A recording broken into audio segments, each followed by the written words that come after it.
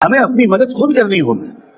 اور قومیں یاد رکھیں وہ پہلے کسی دوسرے ظالمانہ نظام کے اندر رہتے ہوئے آپس میں ایک دوسرے کی مدد کرتی ہیں، اس کے بعد اس لائق ہو جاتی ہیں وہ کہ پھر ان کو اللہ تعالیٰ پاور دے کر یہ کام قبول کرتے ہیں.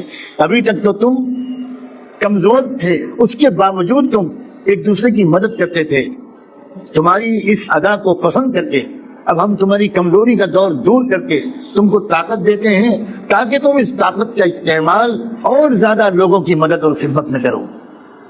الذین مکناہم فی الارض اقاموا الصلاۃ وآتوا الزکاۃ. صحابہ کرام کو اللہ نے حکومت تب دی جب ان کے بارے میں اللہ کو یقین ہو گیا کہ یہ اپنی حکومت کا استعمال ظلم کے لیے نہیں کریں گے، لوٹ کھسوٹ کے لیے نہیں کریں گے، کرپشن کے لیے نہیں کریں گے، ظلم و استحصال کے لیے نہیں کریں گے. یہ اپنی حکومت کا استعمال خلق خدا کی خدمت کے لیے تھا. یہ اللہ سے لیں گے اور مخلوق میں تفصیل کریں گے، یہ مخلوق سے لوٹیں گے نہیں. جب اللہ کو بھروسہ ہو گیا، اطمینان ہو گیا کہ ان کی اتنی تربیت ہو چکی، ان کا یہ مزاج اتنا گہرا بن گیا، تب اللہ نے ان کو حکومت دی. بہرحال خلاصہ کرام یہی ہے کہ شروع ہوا تھا اسلام بڑی کمزوری جان،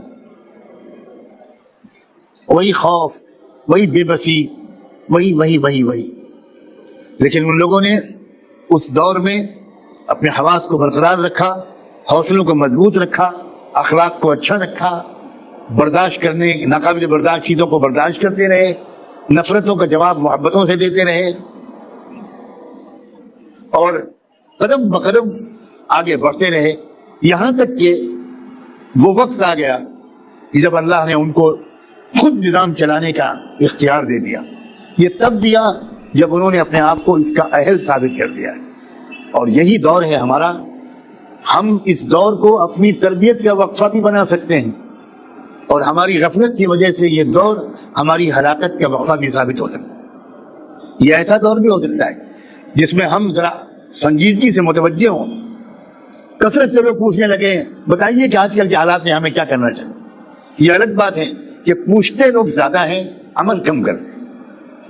جب کسی کو بتایا جاتا ہے کہ یہ کرنا چاہیے تو بجائے اس کے کہ وہ اس کام کے کرنے میں لگ جاتا ہے یا تو داد دیتا ہے کہ ماشاءاللہ کیا ترکیب بتائی، ماشاءاللہ بہت شاندار مشورہ دیا، اور یا خاموش رہتا ہے.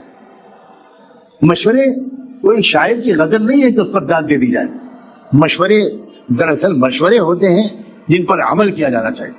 آج ایک عملی مشورہ میں نے دیا ہے، اور وہ ہے اپنے گاؤں کی فکر، گاؤں میں رہنے والے اہل ایمان کی فکر، ان کے ایمان کی فکر، کیونکہ حالات سنگین ہیں، خطرات بہت ہیں.